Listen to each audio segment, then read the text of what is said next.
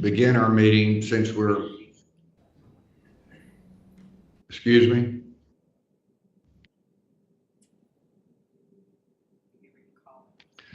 We're going to begin our meeting by calling the roll.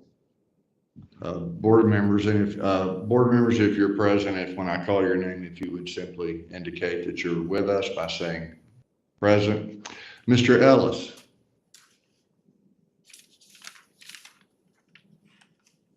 Mr. Ellis. I'll come back to that. Mr. Griffin. Present. Ms. Rice. Present. Ms. Kennemore. Present. She's in the boardroom. Ms. Kennemore, I can't hear you. Would you wave? She is. Okay, thank you. Mr. Mason. Mr. Benton. Mr. Valadares.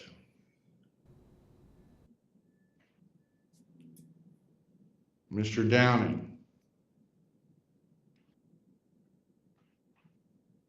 Ms. Zoller. I'm present, representing District 10. Mr. Sweeney. Here. Mr. Donaldson. I don't believe he's going to be able to join us today. Ms. Fennell. Present. Thank you. Ms. Petty. Present. Ms. Witcher. I am here. Thank you.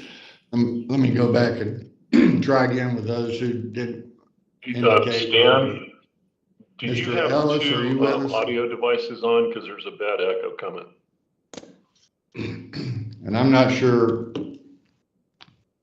I'm getting that bad echo as well, and I'm not sure how to mitigate it. Somebody's got a phone and their computer on probably. It was the boardroom that was repeating both. Like when they silenced it, it stopped. Okay. Excellent. All right. Mr. Ellis, are you with us? Present. Thank you. Mr. Mason. Mr. Benton. It's my understanding he'll be joining us a little bit later. Mr. Benton, I'm sorry.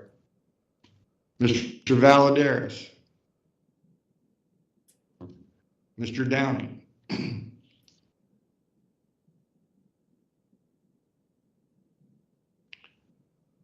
Ms. Zoller. Mr. Donaldson. All right.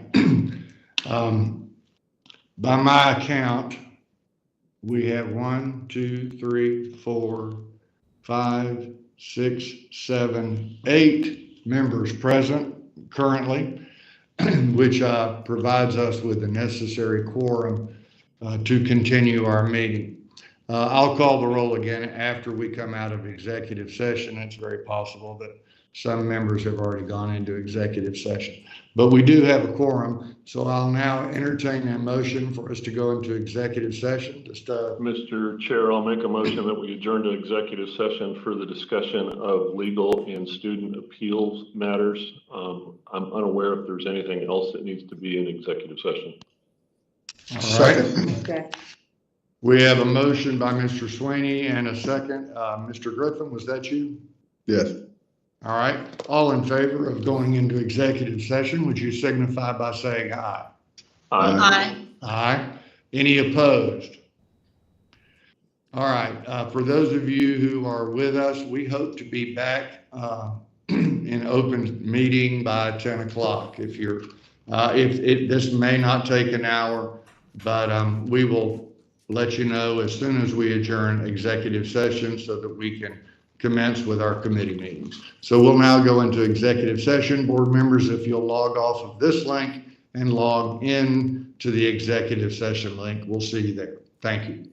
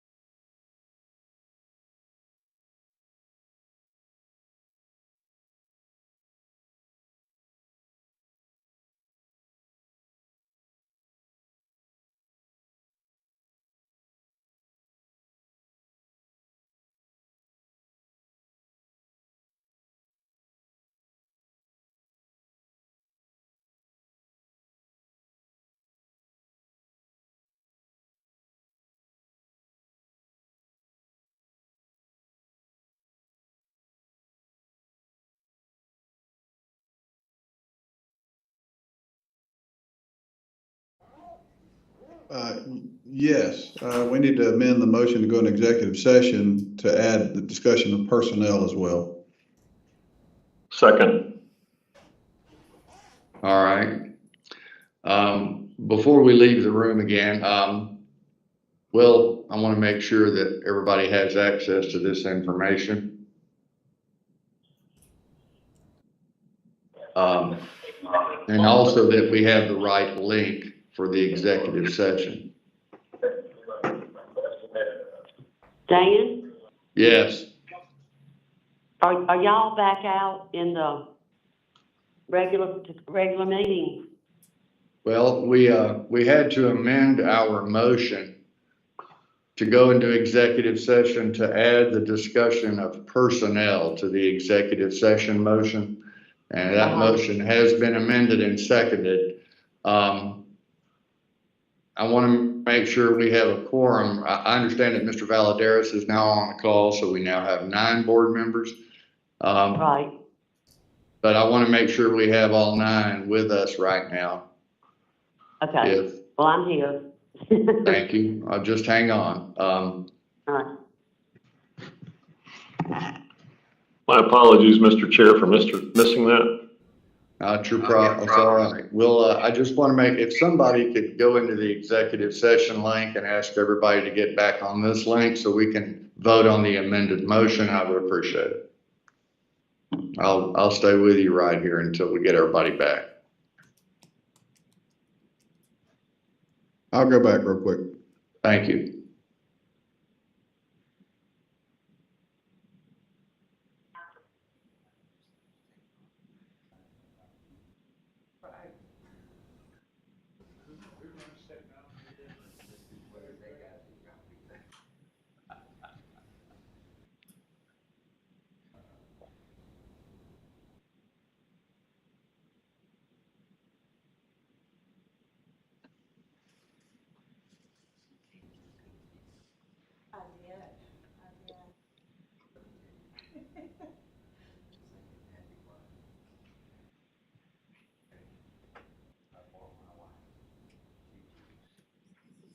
I didn't see any other voting members in that meeting, Mr. Chairman. Well, then I will hope that we have our quorum back on this call. Mr. Sweeney, I'll entertain that amended motion, and if you would be so kind. Thank you, Mr. Chair. I make a motion we go into executive session to discuss legal, personnel, and student appeals. Yeah. All right. We have a motion and a second. All in favor of going to executive session for the above mentioned reasons, please signify by saying aye. Aye. Aye. Aye. Any opposed? All right. We will now go into executive session. Board members, if you'll log into the other link, I would appreciate it. Thank you.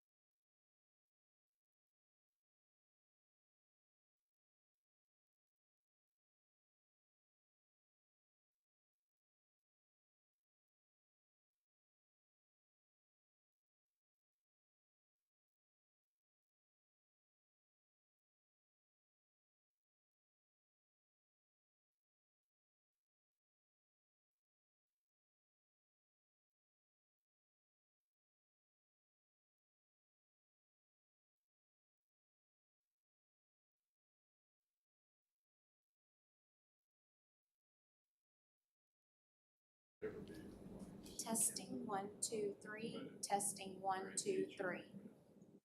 Yeah.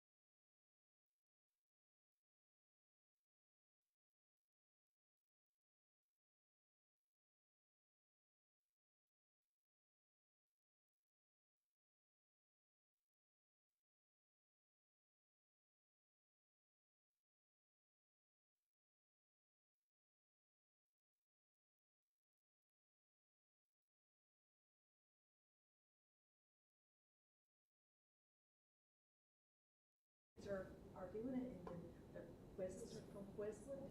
And Testing 1, 2, 3. Testing 1, 2, 3. Testing 1, 2, 3.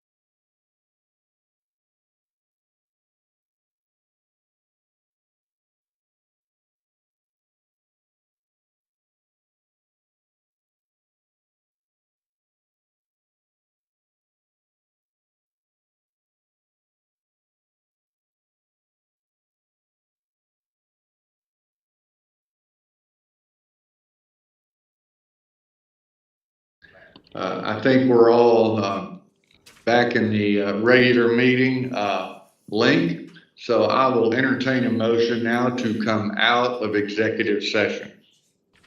So move. Second. I have a motion and a second. Any discussion? All in favor, say aye. Aye. Aye. Aye. Any opposed, say no. All right, we are out of executive session. Our committee agenda calls for us to start with rules. So I will turn it over to our Rules Committee Chair, Mr. Frank Griffin. Mr. Griffin. Good morning, Mr. Chairman. We have 4 items to discuss this morning. Item number 1 is qualified dyslexia screening tools. Ms. Taylor? Is she on the line?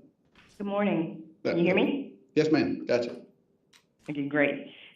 So we'll start with the first item, which is qualified dyslexia screening tools.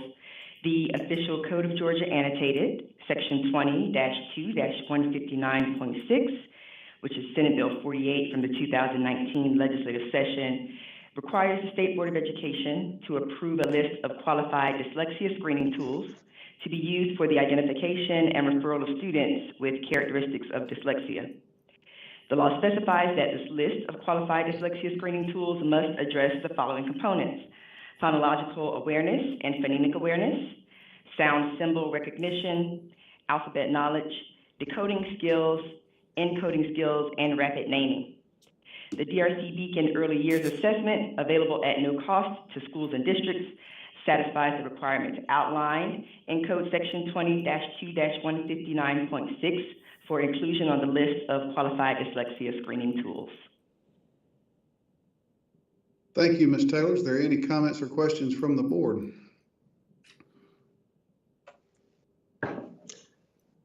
I have a question. Go ahead. No, that's you echoing. No. I don't, there you go. Go ahead. Who was that? That was you, Helen. Go ahead. Okay. Well, I think y'all know that I sent you a list of some questions, and we've had a conversation. The only thing that I'm concerned about was that I asked to see some data about the RFI on this, and I saw that Ms. Kennemore commented, and I concurred with her comments, but I didn't see the data this morning that showed that we say that it follows and it meets the requirements, but generally, if we've done this since 2020 and had the RFIs on a previous one, surely there is some data that indicates that what we're doing with this screener has worked. And it said we piloted 25,000 students, and surely there's something that tells us where was the matrix there, how many of those children that we tested there, how many of those had characteristics of dyslexia, which ones fell in a different place. I'm just miffed at the fact that we're asked to vote on something and we're saying it, but I don't seem to, and I've asked a week prior for some information that indicates that the screener's really doing what it says it's going to do. I mean, it can be, I know it's useful, and I know it's probably got the quality in it. Just show me. That's my comment. Thank you, Ms. Rice. Any other questions, comments? I have a question. Lisa Kennemore. Yes, ma'am, Ms. Kennemore.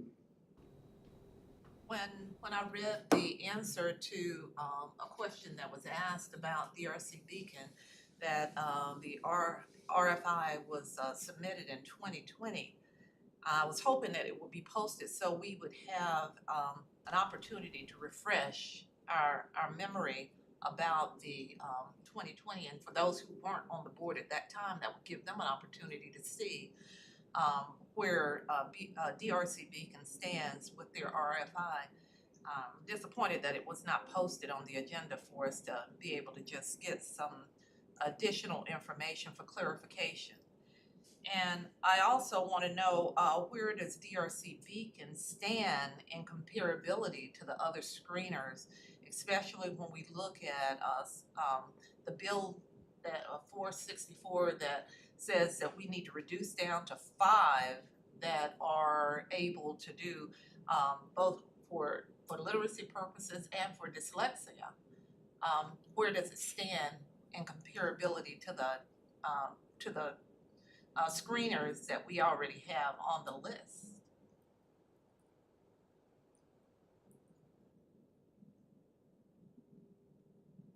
Anyone? Any other comments from the board? I think, does anybody from the department have a response to these two questions? It seems to me, and obviously Ms. Rice and I've had several conversations about this, and I know she has also with DOE staff who are leading this work. I guess my question to both of you, Ms. Kennemore and Ms. Rice, is your overriding concern about the fact that the board was not shown an RFI before this, or is your overriding concern the fact that this screener has not been through the same process as the other dyslexia screeners that are currently on the list? And of course, we approved this list, I think it was 2 years ago. It might have been longer, but I think what I want to make sure that the board is aware of, and I've put this in writing. I've spoken with Dr. Morgan at the Deal Center, and I think all of us are going to be watching the process between now and our December board meeting, because the timeline that we've established for getting to that list of 5 screeners that Senate Bill 464 requires that we do, we want to make sure that all 5 of those screeners are vetted through a process that the Deal Center is currently establishing. And it's my understanding that I believe their proposal is going to go live today as a call for submissions to the screener list. I'm sorry, to the list of screeners that will be reviewed to get us to the final 5. And I think it's everybody's expectation, I know it's mine, that the screeners that we eventually settle on in December, based on a recommendation, will all have been reviewed by the Deal Center, including the one that we're discussing this morning. So I want to make sure that our board's aware that all of the screeners that are candidates for ending up on the list of final 5 need to meet the qualifications as a dyslexia screener and as a universal reading screener. I think that's the desire of the Deal Center. I know that's our desire. I think the districts would prefer to have a screener that meets the criteria that's found in both laws. And because we're required to meet the requirements of 464, we need to get to a list of 5, and our timeline for doing that is December, so that districts will have the rest of this school year to make the necessary budget decisions and training decisions that they'll need to make once we get to that list of 5. So I guess I'm back to my question to Ms. Rice and Ms. Kennemore is, I know that this screener was developed with a clear mind, a clear focus on the requirements of Senate Bill 48, the dyslexia bill, and House Bill 538, the literacy bill. It was developed with those requirements and those criteria in mind. So I'm a little bit concerned about the request for data, but if anybody on the staff is here and can answer those questions, then I'm going to give them the time to do that. I believe Dr. Aldridge is on. Yeah, good morning, Chairman DeJarna and members of the board. This is April Aldridge, and I would love just a minute to try to provide some information that might be helpful in understanding the progression of DRC Beacon from its origination to where we are now. So I'll give you just a little context. So Georgia DOE started providing DRC Beacon as a formative assessment, and this is going to relate to the RFI process. And that is what started in the fall of 2020. And at that time, it was not a screener. The screener for the RFI for dyslexia screeners was not originated until September of 2022. So at that point, DRC Beacon was a formative assessment. It did not have the screening component. So for that reason, Beacon Early Years was not submitted at that time during the RFI process. After the Early Literacy Act became law, it charged DOE with providing a free universal reading screener.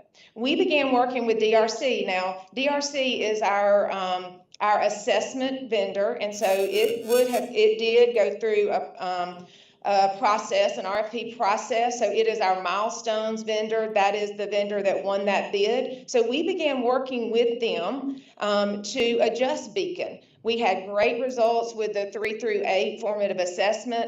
In fact, last year, 112 of our districts were using that routinely. So in order to meet the needs and to meet our practitioners where they are, we began to adjust Beacon. We expanded the K2 formative part, and we took the RFI for dyslexia. It took the regulations, and Dr. Taylor did a great job of reminding us of what those components were that were required on the screener. And we built the screener into the Beacon formative assessment, and that is how we came to have Beacon Early Years. So for that reason, it didn't go through the RFI process. It was built and aligned directly with the legislative requirements, and as Chairman DeJarna spoke, we are awaiting, just like other screener options, we're awaiting the RFI process that the Deal Center is leading to become live, and yes, it is supposed to happen today, and at that point, Beacon Early Years will go through that same RFI process. What this action item would allow to happen is it would allow for the next 9 months for districts in the state of Georgia who are choosing to use Beacon Early Years to be able to use this screener for this school year to meet the requirements of the universal screening and the dyslexia screening. At the point that the Deal Center finishes what is required by the next steps, then districts will then be making decisions based on the list that they generate through their current RFI process that should open today. So I hope that gives a little more context. Do note that our Beacon Early Years has been in development, and it launched on August 1st, 2024. Georgia DOE staff, both assessment, teaching and learning staff, Dr. Jennifer Lindstrom, Amy Denny, we work closely with DRC to build this screener to ensure that it met all state requirements. So I'll turn it back over to you, Chairman. Thank you, Dr. Aldridge. Is there anyone that objects to having this item put on the consent agenda? Frank, I don't think we can I mean, we will ask a question, Lisa and I'm going to make some points too. And April and I had this conversation, and I never could. I understand that that DOE in House Bill 538 said that y'all would come up with a free screener. And so you came up with Beacon as the free screener.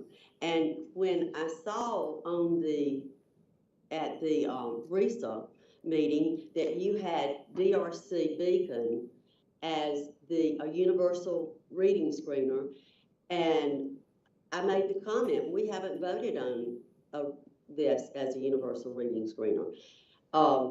And maybe we don't need to vote on it because you've already added it to the universal reading screening, which I understand you will be submitting to the Deal Center. What we got was, on our board item, was to say that DRC Beacon is also a tool to screen dyslexia. And I know I saw in the writings, we've had exchanges that you are designing it so that it will fulfill both things. Just like Stan said, that the Deal Center will be reviewing these screeners, and the 5 screeners will be universal screeners, and they will have both components in it. My point was, we're dealing with dyslexia screeners, and our kids in our state and they deserve the same kind of process that the other screeners. I asked, why did Beacon DRC, why did some of these districts, because on the board item it says these districts requested it. Why did they choose it over the other screeners that were already there?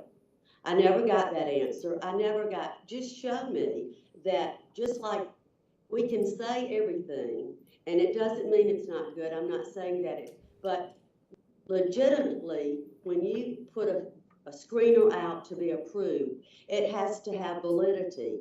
And it has to, there are about 4 things, and I put it in my question to y'all to approve it. And I was just asking for some concrete things that show that it does have the validity, it does have the sensitivity, it does have the, I'm forgetting my other 2 points in them, but they have to meet and yes, it has to have what it was said in state law, those 5 merits that Ms. Taylor read off.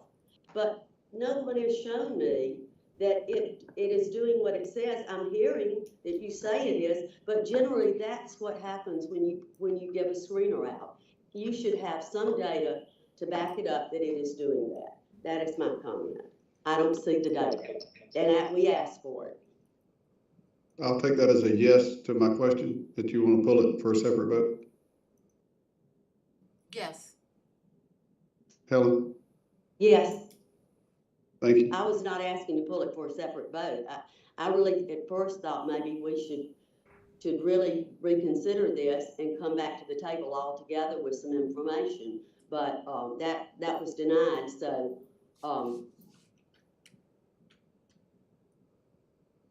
I mean, when you call for a vote, you're going to call for affirming or not, right? Well, I've just asked you want to call for a separate vote for tomorrow, whether we put this on the consent agenda or not to approve. Yes. Okay, thank you. Any other comments? Dr. Aldridge, did you want to? I have a question. Yes, ma'am. I asked about the RFI. I heard Dr. Aldridge say that the RFI was going to be sent to the Deal Center to be considered with all of the other screeners for the 5 to pare down for the 5. And I was wondering why we were not given the RFI that you already have, so that we would have a more informed idea of where DRC Beacon stands, and so that we would be able to make a wise decision concerning this particular screener. So that's what I asked for, Lee. And I can add to that. So for both RFIs, what we did is we took the requirements and the pieces of legislation, and that's what informed the applications, and the vendors told us how they met the requirements of the law. So when we were designing this, partnering with DRC, we took out the requirements of the law, both the Dyslexia and the Georgia Early Literacy Act, and that's what was used to design the screener. So from the ground up in the development, that's why there's not a formal RFI for that, is because all the elements of the RFI was used to develop the screener that we're bringing to you. And I think April mentioned that this was launched August 1st, and we already have 22 LEAs, school districts using this. We have 25,000 students that's been loaded, and they're already starting the screening process, and we have 1,000 teachers that are going through training or completed training. So there is quite a demand for this, and I think with today's vote gives us a sense to see or allow districts to use it even more and get feedback from them to hopefully inform the Deal Center's decisions. Well, Matt, this is Helen. You just said that you, and I'm getting some feedback, right? Can you? Go ahead, Helen. Okay. Matt, you just said that that you compiled all this data and put it in there, and that's why we don't have an RFI. But I still tend to concur that, in a process of moving this over to be a screener for dyslexia, there should be some concrete data out there. Whatever, show us the policies or whatever that has been put there. Show us some of you said you had 25,000 kids that you've already tested, 22 districts, well, you must have told them that was the free screener, right? And they started using it, but nothing had been passed on that. And then in midstream, we got a new law, Senate Bill 464, that kind of said, hey, pause, these things are coming out. So, I mean, these districts, did they understand that it was really not voted on yet or determined it was a free screener? Well, After that law? Ms. Rice, the stats that I shared was since August 1st. So it's just launched. And I think what this does, it gives an opportunity for districts to see it, provide feedback, get some of the data that you're talking about. And then I just want to remind you, as the chairman mentioned, that ultimately there's a process that the deal center is going to go through. DRC will submit, just like other vendors will have an opportunity to submit. The deal center is going to have their process, and of course the board will take it up in December. But this gives districts an opportunity that have reached out to us, and they want this to be an option so that they can use the option and provide feedback and get the data you're talking about. That's what this decision is today, and of course in December is going to be the deal center's action and ultimately the board's action on the screen. But Matt, our districts have known in law that in August of 2024 that all districts will be screening for the characteristics of dyslexia. And you just finished this on August the 1st? Well, there was a pilot. We've done other training and assistance before that. Is like this. I don't want you to get the feedback that no work has been done until August 1st. So work has been done.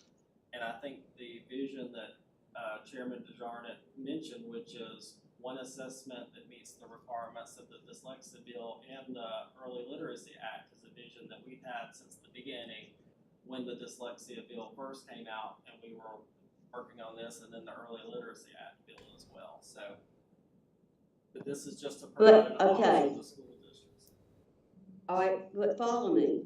We have known in 2019 when the dyslexia law came out, we made it into a rule. We have known for years, several years, that in August of 24, that all districts would be screening for dyslexia. Now, this has just been finished in August. You just put it out there. That is part of the point I think that Lisa and I are trying to make. I do want to clarify the rule for dyslexia, even though the law came out in 2019, the rule for that wasn't approved until 2023. So that also kind of contributed to the delay on the dyslexia work side. I just want to make sure the timelines are accurate. The rule was there. The rule was there in the law that we would be screening for characteristics of dyslexia August 1st, 2024. I've got documents here from DOE that when you were talking, you said that. But what we're doing is, I mean, we're now putting this out. It's just been finished. It's August of 2024. You've asked the districts to pilot it, and yet you're asking us as a board to vote on this, and we have not seen any data that backs it up. And I think our dyslexia constituents and our kids in our school deserve just the same type of screener and vetting. There were already 13 there that were approved by the state. And they've been approved for months. And why you chose to let these districts do this when you knew we hadn't even voted on it? I'm unsure about that too. Well, I think, Ms. Rice, the challenge. All right, this item has been pulled for separate vote, so in a matter of time, let's continue on with the items of the rule committee, and the comments can be brought forth in the committee as a whole when we place this for a vote. Is that all right with everyone? Yes, but I do want to remind everybody that this is all going to be resolved in December when we select, we have a recommendation to reduce the number of screeners to 5, one of which must be provided at no charge to school districts. I think this conversation about what we're going to do between now and December, I think we might have lost our way a little bit here, but I think this is all going to be resolved in December. And it's my understanding that this screener will be submitted along with all the others for the review at the Deal Center.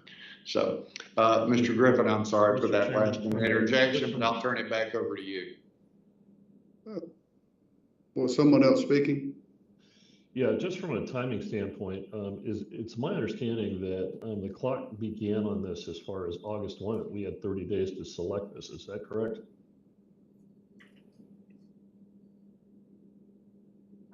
$30 days to what? I didn't hear you. Scott, I think you're, again, this is part of some of the confusion that arises from the differences in both bills. Senate Bill 48, and I'm certainly hopeful that if I misstate this, that someone on the staff will correct me. Senate Bill 48 required all students to be screened for dyslexia annually, students in K-3. The House Bill 538 calls for a universal reading screener to be administered at least 3 times a year. The first administration has to take place within the first 30 school days. So this is a dyslexia screener that's going on the dyslexia list. It's already listed, as you've noted, it was added to the list of universal reading screeners as required by law, so that it could be on the list of universal reading screeners. But yes, the 30-day requirement is found in House Bill 538. Got it. Thank you. Stan, I think the question is, why are the districts using a screener that was not approved? And all of a sudden today, we're asked to approve it. And without, as I've said it, without any kind of indication of what it's really doing. So if it's really meeting what it says it's going to do. I hear your point, Ms. Rice, and I think you've made it very eloquently. Thank you, Steve. I just wanted, this is All right. I just wanted Item 1 will be pulled for separate vote. Item 2 on the Rules Committee agenda is Part A, Committee of Practitioners. Mr. Griffin, Yes, ma'am. One moment, please. I just wanted to find out why we weren't given some information. I know you're getting ready to pull it for a separate vote, and I understand that. I'd like for us to have additional information for us to be able to make a wise and an intelligent vote on this, even though it's for a separate vote. Like Helen was saying, we haven't received any data concerning this particular screener. And I even asked, for RFI, and I know Mr. Jones was explaining about the RFI to fit whatever it is that they're doing, but we need information to make an intelligent vote on this particular item. Because some board members haven't even been on here long enough to even know about the RFI in 2020, much less today. Thank you for your comments, Ms. Kenmore. Item 2. Item number 2 on the agenda is a request to approve the fiscal year 25 Title I Part A Committee of Practitioners. Title I of the Elementary and Secondary Education Act of 1965, as amended by the Every Student Succeeds Act of 2015, requires that each state educational agency receiving funds under this title shall create a state committee of practitioners to advise the state in carrying out its responsibilities under this title. Members are nominated for 3-year terms by the Federal Programs Division and are approved by the State Board of Education. The Title I Committee of Practitioners currently has several vacancies to be filled, and the Georgia State Board of Education approves the entire membership list each year. Board approval of the recommended replacement will assure that the Georgia Title I Committee of Practitioners has adequate membership to continue advising the state and carrying out its responsibilities as required by law. The recommended replacements to the committee membership include statewide representation of all required stakeholders in the decisions of the Georgia Title I program and includes representation from each of Georgia's 14 congressional districts. Thank you, Ms. Taylor. You've heard the recommendation. Are there any comments or questions from the board? Hearing none, we'll move this item to the consent agenda. Item number 3. Item number 3 is a request to approve the fiscal year 25 Special Education State Advisory Panel. As required by the Individuals with Disabilities Education Act and the State Board Rule 160-4-7-.01, Purpose for Exceptional Students, the Special Education State Advisory Panel serves as an advisory group to the Department, the Division for Special Education Services and Supports, and the State Board of Education on issues related to special education and related services for children with disabilities. The Special Education State Advisory Panel advises the Department of unmet needs within the state in the education of children with disabilities, comments publicly on any rules or regulations proposed by the state regarding special education, advises the department in developing evaluations and reporting on data to the Federal Secretary of Education and the Office of Special Education Programs, and advises the Georgia Department of Education in developing corrective action plans to address findings identified in federal monitoring reports under the IDEA. The composition of the panel is addressed in IDEA and the Georgia Rules for Special Education. Members serve 3-year terms, and the majority of the panel members must be parents of children with disabilities or individuals with disabilities. Thank you, Ms. Taylor. You've heard the recommendation. Are there any questions or comments from the board? Hearing none, I assume item 3 will be moved to the consent agenda. Item number 4. Item number 4 is a request for the Special Needs Scholarship Program 2024-2025 private school list.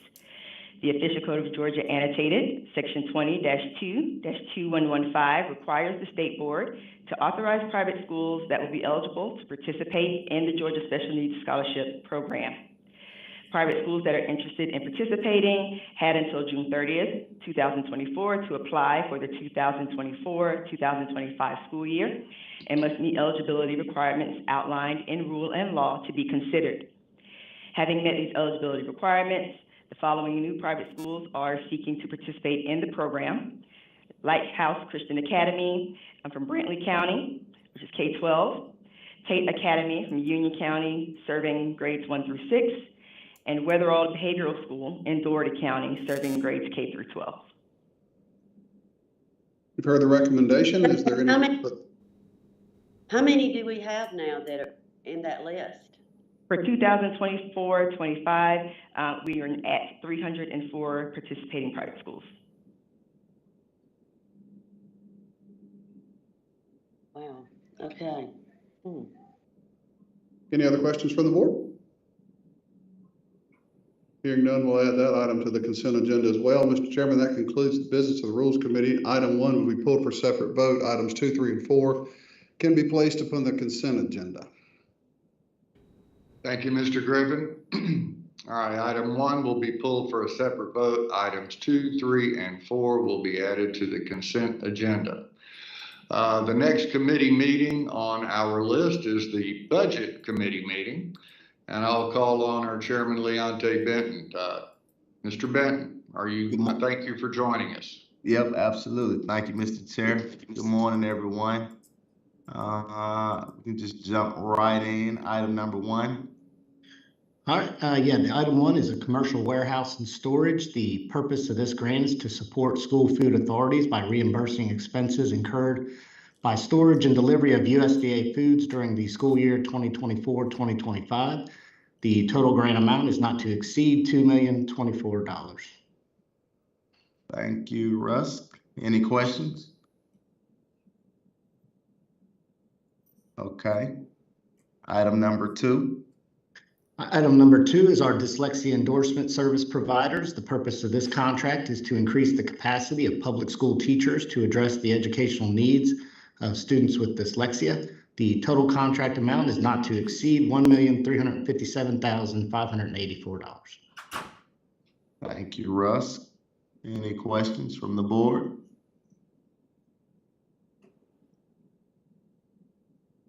Okay, item number 3.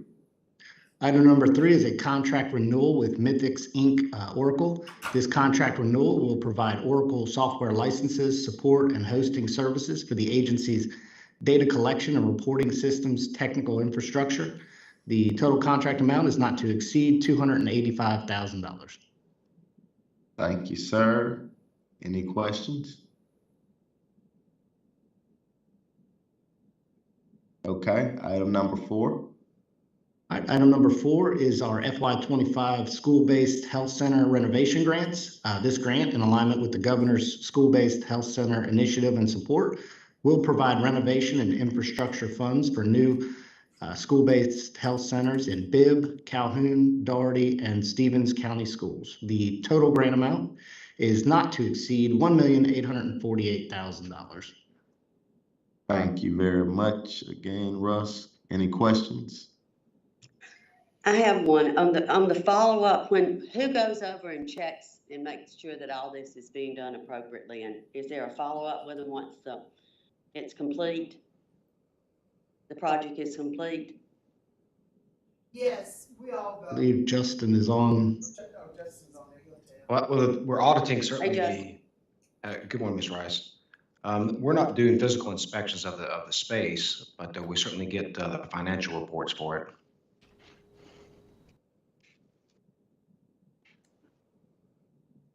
Okay, so we're giving the grant out and we get the financial report, but there's not any follow-up, just to check, touch base with them Let me look in it. periodically?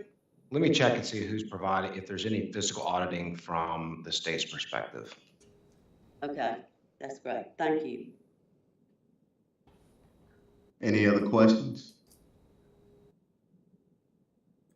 Okay, thank you for your question. Item number 5. Item number 5 is our FY25 school-based health center startup grants. This grant will provide startup funds to support the opening of school-based health centers in Bibb, Calhoun, Clayton, and Stewart counties in alignment with the governor's initiative. The total grant amount is not to exceed $4,992,000.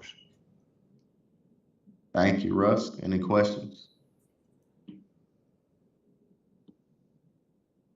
Okay. Same question. You say same question? Did I hear you correctly, Ms. Rice? We'll provide some follow-up very soon. Thank you. Thank you, Justin. Thank you, Ms. Rice, for your question.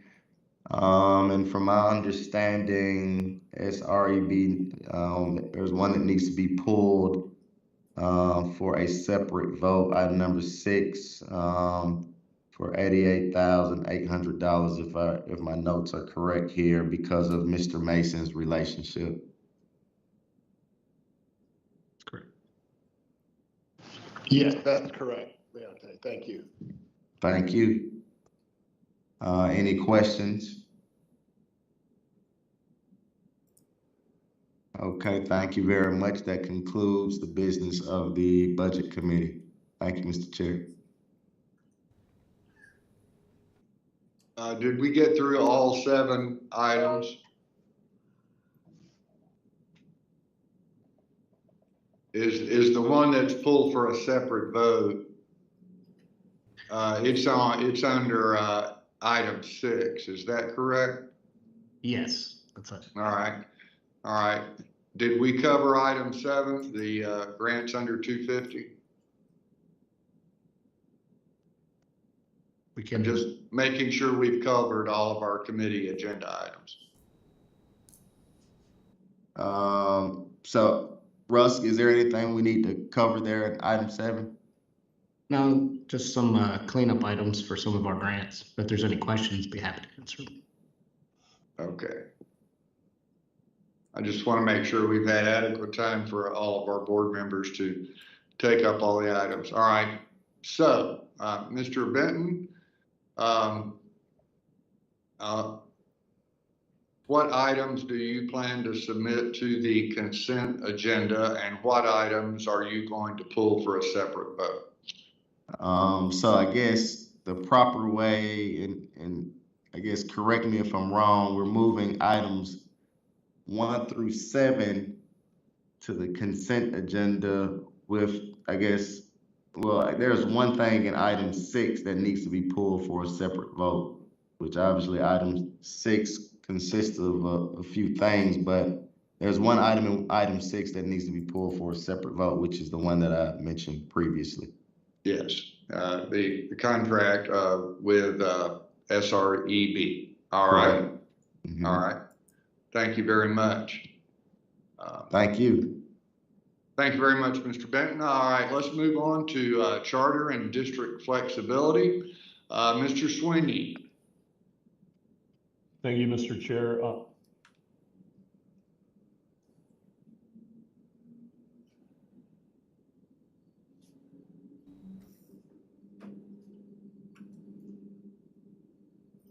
Did we lose Scott? Scott, you're either muted or we've dropped you.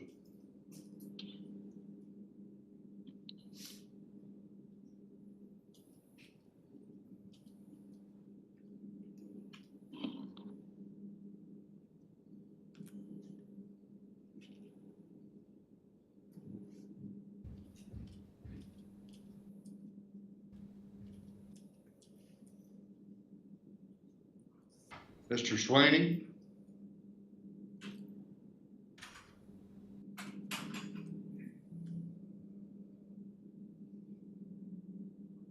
Hello? Mr. Mason, are you with us? Yes, I am.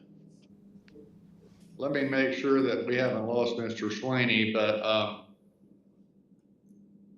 I think we could probably move forward with the items. Okay, and Tiffany's online there. Yeah. Would you mind? Yeah. Would you mind getting started, and then if Mr. Sweeney is able to join us, then I'm back. Somehow I got kicked out. All right. So I was going to say we have 2 items before us today, and if Ms. Taylor is there, I'd ask that she start with item number 1, which is the charter system contract amendment for Dawson County Schools. Yes, Dawson County Schools is seeking to amend the dates of its charter system contract in order to align its renewal process with its district strategic planning timeline and accreditation process. The Dawson County Board of Education approved the system's charter system amendment petition on June 11th, 2024. The district is currently under a 10-year contract that ends on June 30th, 2026. If approved, the amended contract would expire on June 30th, 2025. Thank you, Ms. Taylor. Is there anybody here from Dawson County Schools representing the district that would like to offer any comments? There's not. All right, thank you. Do any of the board members have any comments or questions regarding this amendment? Hearing none, I'll make a recommendation that we move this to the consent agenda, and we'll move on to item number 2, which is the State Charter Schools Commission petitions. And Tiffany, do we also have Donovan Head here to speak regarding these? I believe he was planning on being on at around 11, so I don't believe he's on yet, but I can check to see if he or Mr. Mueller are available. Okay.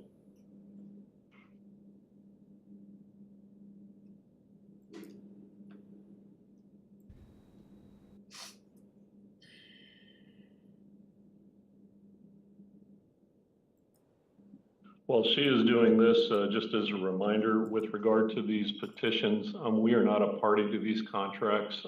We have language that basically says that we shall affirm the decisions of the State Charter Schools Commission, and certainly wanted Donovan here to weigh in if there was any questions that were coming from the board.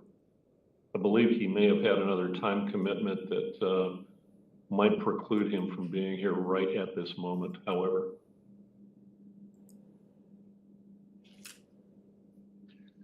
Well, Mr. Sweeney, in the interest of time, I'd hate for all of our guests and all of our board members to have to wait around. How about if we pull item 2 for a separate vote on the consent agenda?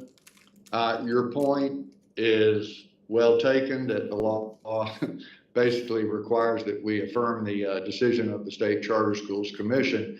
But I would like for Mr. Head and his members of his staff to have the opportunity to speak on these. And if they can be with us during our committee of the whole meeting, I don't think it's going to slow that meeting up too much. So would you be willing to pull this one for a separate vote so that we can take it up separately and then give Donovan Head and his team a chance to comment on it for the board?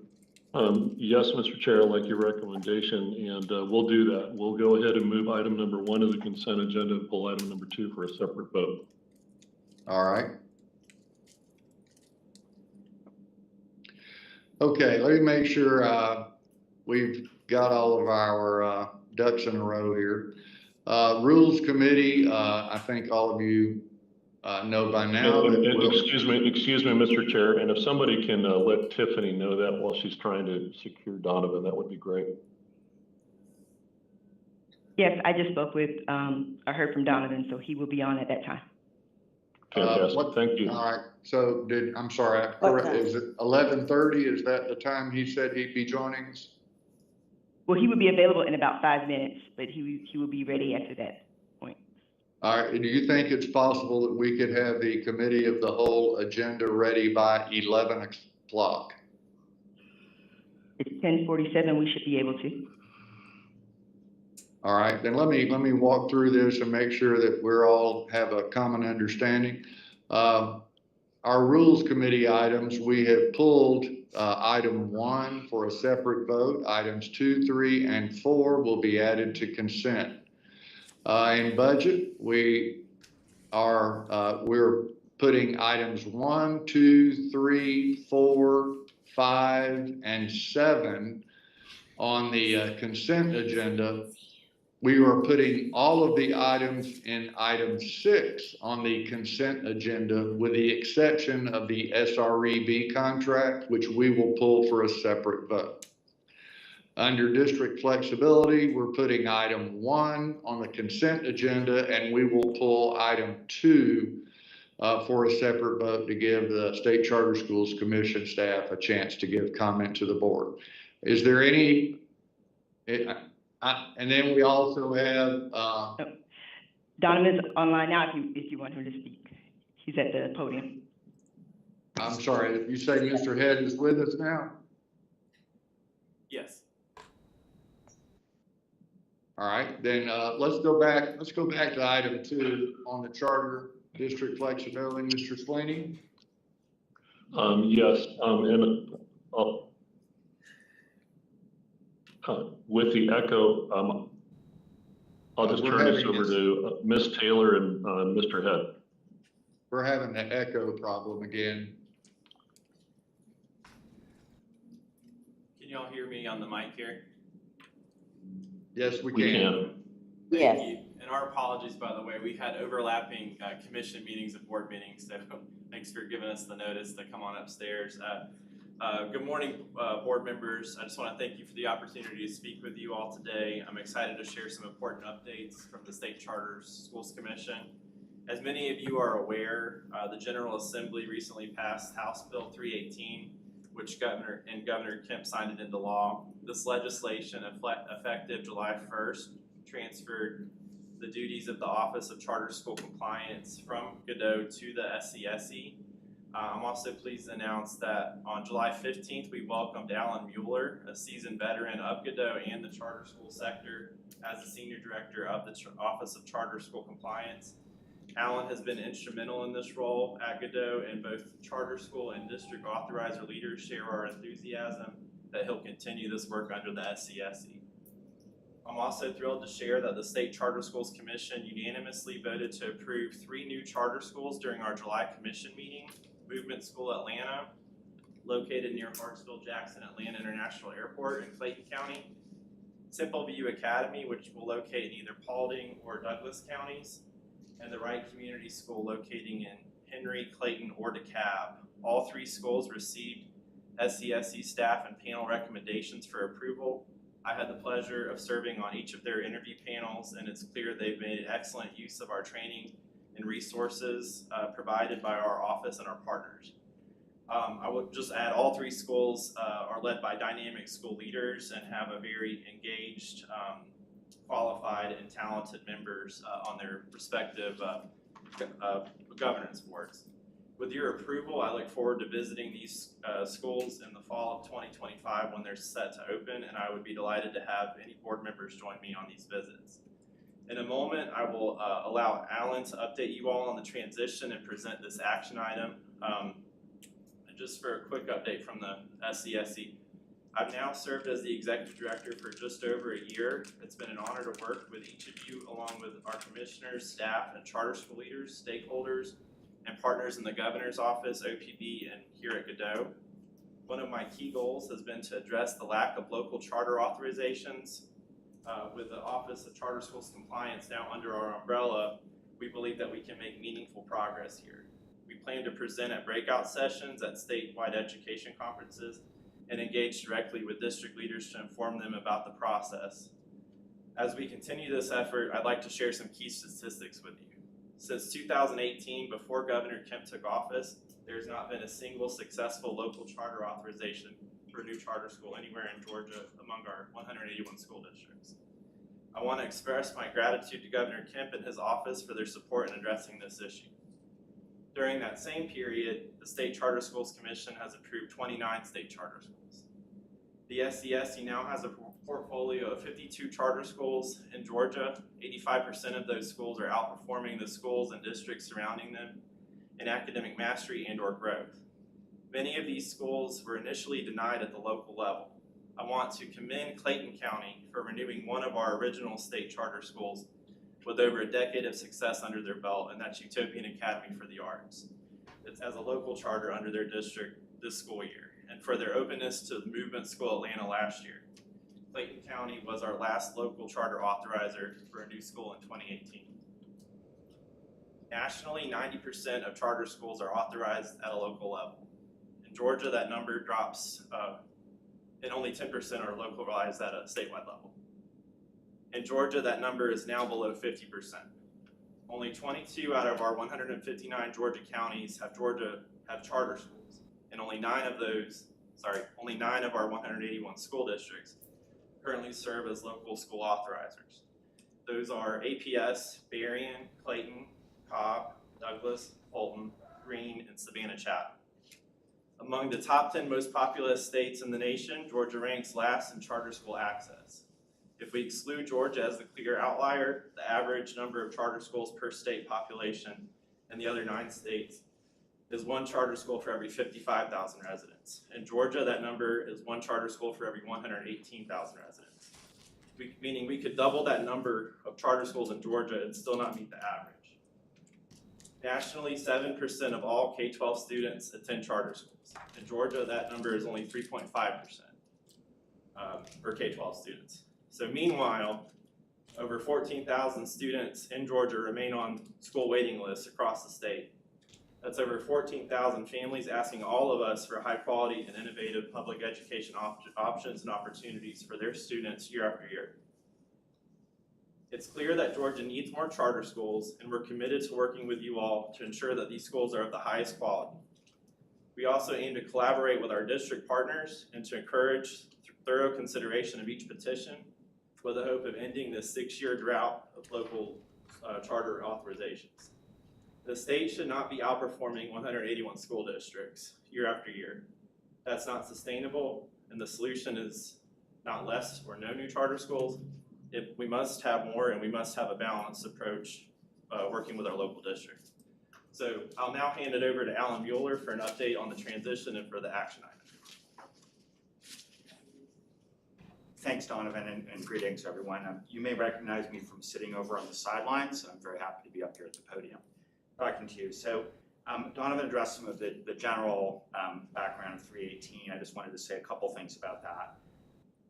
So as that has now moved over under the commission and reporting directly to the state board, very little is going to change on the surface because we don't want to disrupt things. I think the way that things have been presented makes sense here, but there will be quite a few things changing kind of below the surface or administratively.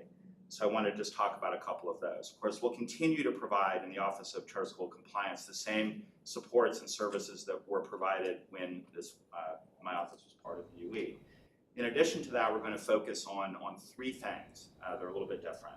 We're going to focus on aligning the work in my office with the work at the commission. So in other words, if the commission is going to serve as an appeals body, which is how it was originally planned, we need to align timelines and other things so that folks really who are entering into the process of charting at the local level understand what comes next. Right now, there's a disjuncture there that causes confusion. The second thing we're going to do is to continue, but actually increase support for local authorizers by implementing the authorizer evaluation framework. And you'll remember you all approved that a couple of years ago, but it's never really been implemented. And what that will do once it's fully implemented, which we plan to do this year, it will give local districts substantive feedback and allow them to work towards process improvement. They don't really have goalposts now and haven't really received consistent feedback the way that they should have. So that's another thing we're going to do. The third thing we're going to do, and this makes sense to add this along with the framework implementation, is provide additional resources to local districts. So give them additional training, give them additional information. Donovan mentioned going out and speaking in public generally, but we're also going to increase the amount of information that districts, specific districts have who are authorizers or who are on the road to becoming authorizers and encourage that work. And this is sort of part of that. It's almost an additional item, but we're also going to increase transparency for stakeholders. So I do want to show, one thing I know that board members have asked to see over time is the pipeline we do every year to show the charter schools that are coming down the road. You can see this is sort of, they're kind of small. I'm going to try to, let's see if I can make this blow up. I don't think I can. Oh, there we go. So there's a slight increase, just so you see. And to let you know, we're going to be posting this on the website. From now on, we have a charter school, Office of Charter School Compliance website that is a tab on the State Commission website. And we'll be updating this as we go forward. But you'll see we have two schools. These are all renewals coming down the path from APS. Those are both connected to the Kingesi organization. We have the Berrien Academy Performance Learning Center coming up for renewal. Two Savannah charters, Tybee Island and Oglethorpe. Oglethorpe is one of the state's oldest locally approved charter schools. We have Utopian Academy, which is another one of the schools under that umbrella that Donovan mentioned earlier. We have one DeKalb County petition coming down the road, and a Fulton County Hapeville charter school. So you'll see we have a wide variety of schools coming from different districts. Again, as I said, I will be posting this online and adding information as things move forward. We expect to get these petitions closer to the end of the year, but they have a little latitude. So I will keep you all updated at board meetings if you want to see this information at board meetings, but again, it will certainly be posted publicly as well. So I'll go ahead and move to the actual action item here for the three charter schools approved by the commission. I'll give you the summary. On July 31st, 2024, the State Charter Schools Commission met to consider petitions for state charter school approvals. The commission voted to grant charter contracts to Movement School Atlanta, which will be serving students in grades K through 5 in Clayton County, Fulton County, DeKalb County, and in Atlanta Public Schools. Second, the Wright Community School. This will be serving students in grades 6 through 12 in Henry County, Clayton County, and DeKalb County. Finally, the Simple View Academy. Simple View will be serving students in grades 6 through 12 in Douglas County, Paulding County, Fulton County, and Cobb County. Under OCGA 20-2-2083, the state board may overrule the state commission's approval of new or renewed charter schools within 60 days of the commission's decision upon a majority vote by the state board members. The 60-day state board overrule period for these decisions ends on September 29th, 2024.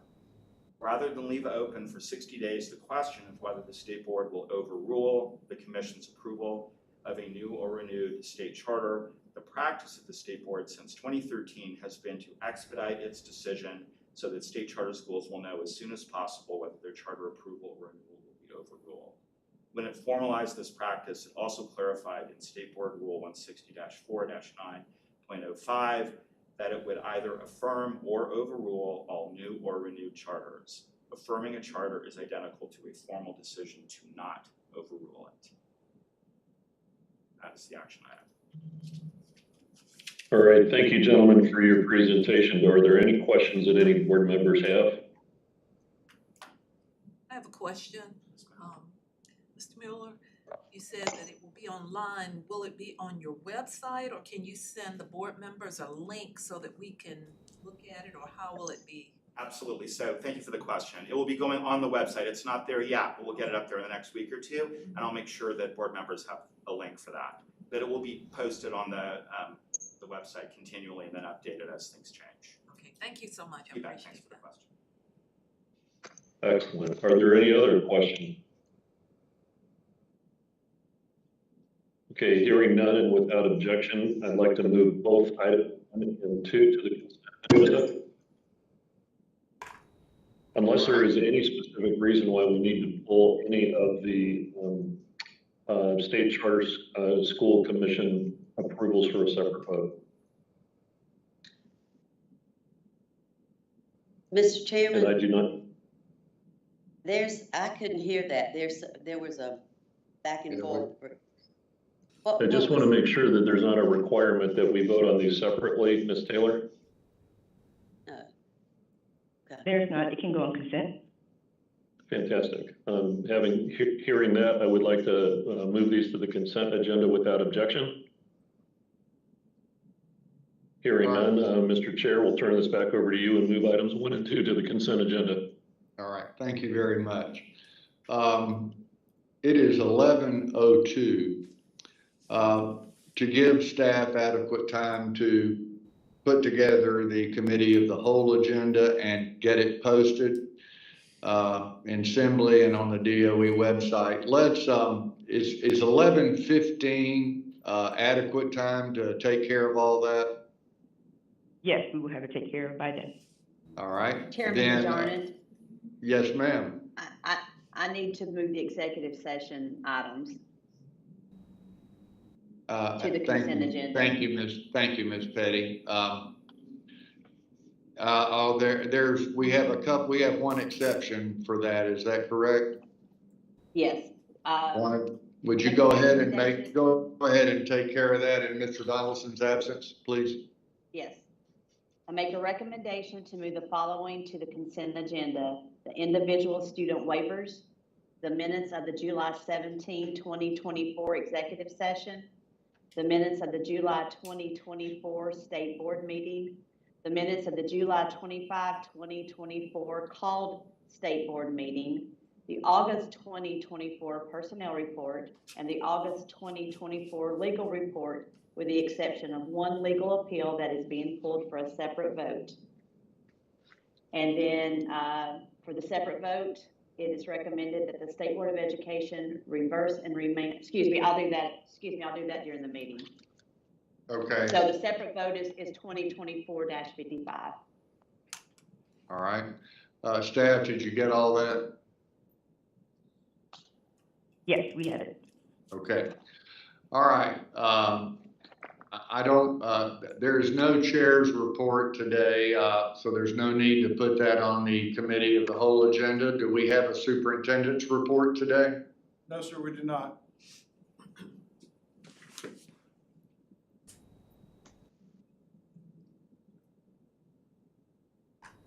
Did you hear that, Mr. Chair? I did not. Okay, we do not have a report. Okay, thank you. All right, thank you very much. Now, board members will stay on this link, but you turn your cameras and your microphone off. And, but we'll stay on this link for the committee of the whole meeting, and we will reconvene at 11:15.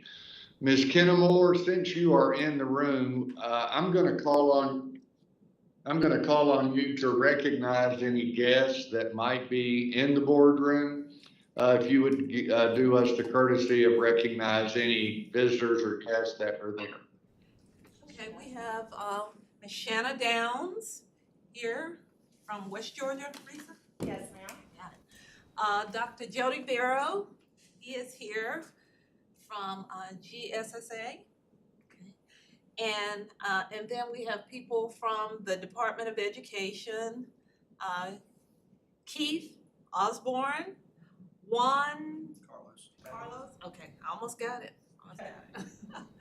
And, of course, we have Superintendent Woods, Mr. Matt Jones, and we also have Julie and Lauren, as well as Donovan and Mr. Head and Mr. Mueller. Okay. Thank you. All right, thank you. Thank you for that. And I'm assuming they'll all join us at 11:15. We will reconvene for the committee of the whole meeting at 11:15.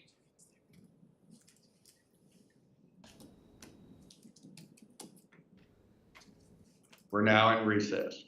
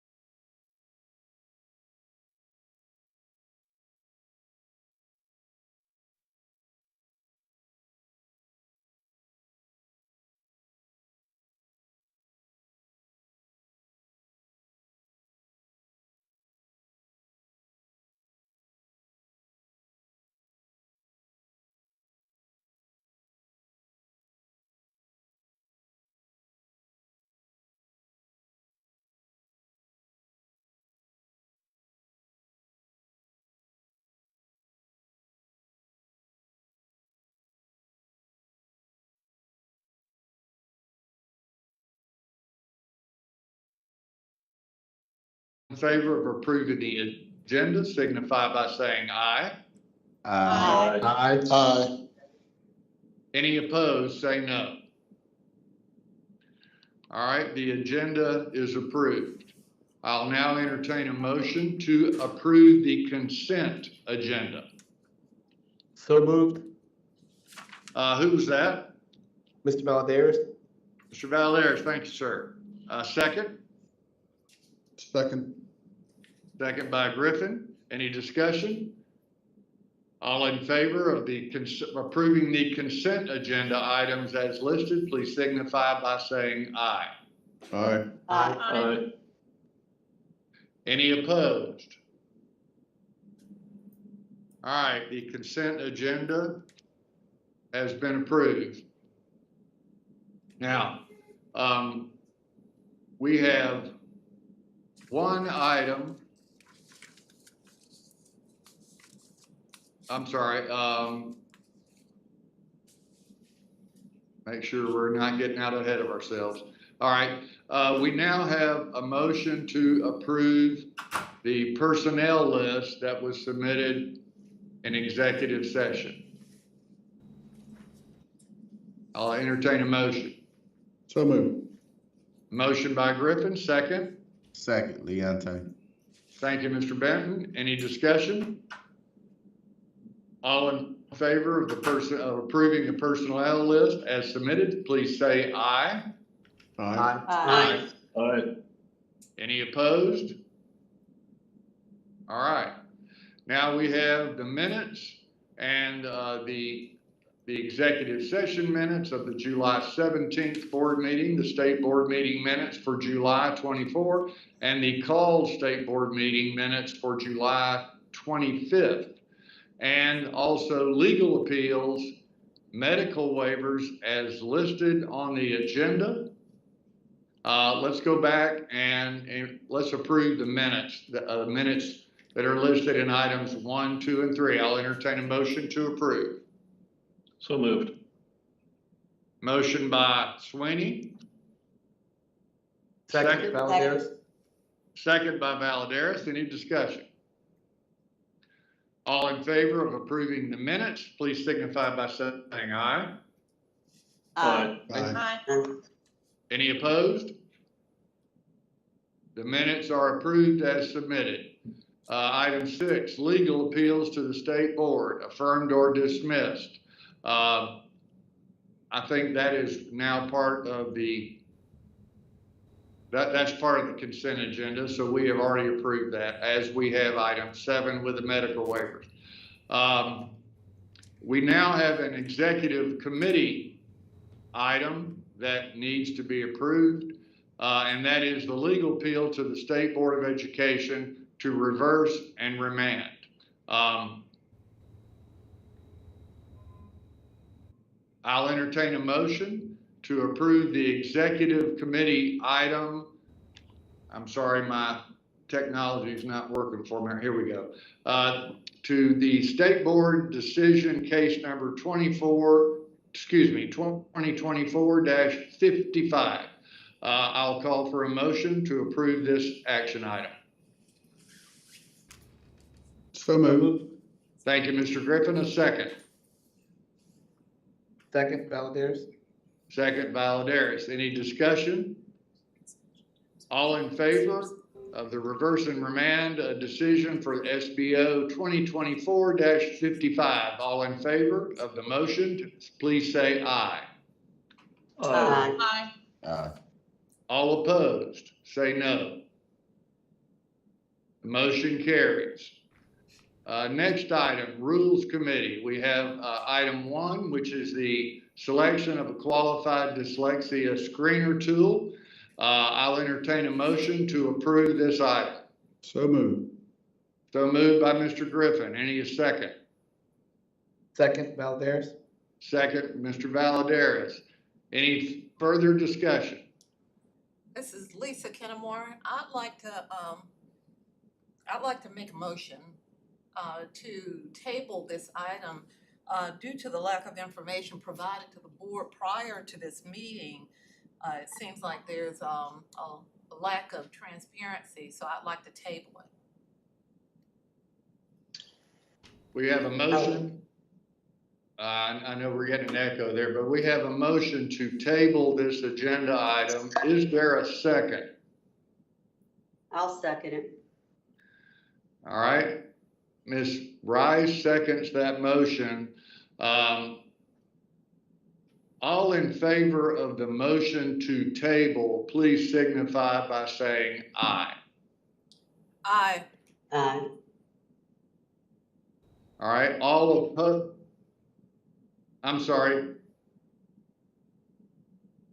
All opposed to the motion, all opposed to the motion to table, please signify by saying no. No. No. No. All right, the motion to table fails. We now have an item on the agenda. I'll entertain a motion to approve the qualified dyslexia screening tool as submitted. Mr. Chairman, you already have a motion for that. Thank you very much. We already have a motion. Do I have a second? Mr. Chairman, may I Second. ask? Gloria. Mr. Chairman, may I ask that we have individual vote, please? It was already on to call. Yes, we can have an individual vote on the motion to approve the dyslexia screening tool. All right. I'll go in congressional district order. Mr. Ellis, how do you vote? I can't hear it. I know there's an echo. Can we solve the echo problem in the boardroom? It's not so. We're calling for a vote to approve the agenda? No, to approve the screening, to the dyslexia screening tool. That is the motion, and a second on the floor. And we've had a motion to table that failed. So now we have a motion to approve, and I'll do it by calling the roll. Mr. Ellis, how do you vote? Mr. Ellis is not present at the moment. Mr. Griffin, how do you vote? To approve. All right, Ms. Rice. No. Ms. Kennemore. No. Mr. Mason. Yes. Mr. Benton. Yes. Mr. Valadares. Yes. I vote yes. Mr. Sweeney. Yes. Ms. Fennell. Yes. Ms. Petty. Yes. By my tally, we have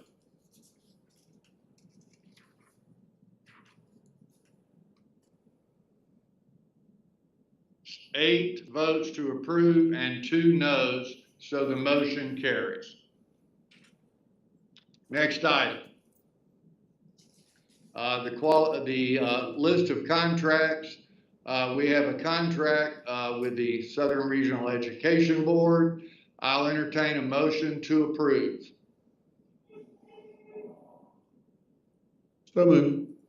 Thank you, Mr. Griffin. And second. Leontay. Mr. Benton, thank you. Any further discussion about this? I'm going to ask for 3 votes: a motion to approve, a motion to oppose, and a vote to approve, a vote to oppose, and an abstention. All in favor of approving this contract, please say aye. Aye. Aye. All opposed? Any abstentions? Abstain, Mason? All right, let the record reflect that Mr. Mason has recused himself from a vote on this contract. The motion is approved to approve this contract. Are there any other business items for the board?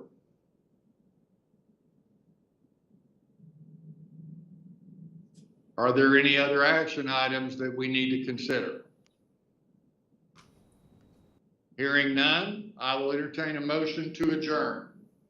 So move. Mr. Second. Griffin, thank you. A second? Second. Second, thank you, Mr. Sweeney. All in favor of adjourning, say aye. Aye. Aye. Aye. Any opposed? Any opposed? All right, board members, thank you for your time and your commitment today.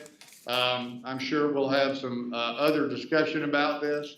And before we sign off, I will just be, I'll give you a heads up. We have some communication forthcoming later this week about not only the September board meeting, but also our fall retreat. And with that, I thank you all for your time today. And I wish you to have a great rest of the day, and we'll talk soon. Please stand adjourned. Thank you. Thank you. Yes.